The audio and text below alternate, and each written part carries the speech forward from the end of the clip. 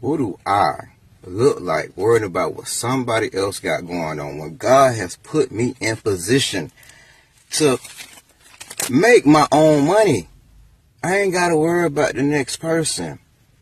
And that is so crazy, bro. People literally take their time out to worry about the next person when you have what you need.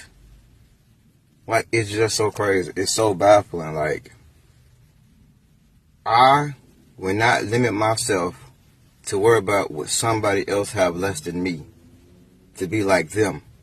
My lane is my lane, and your lane is your lane. Simple. God made us different. God put us in different positions.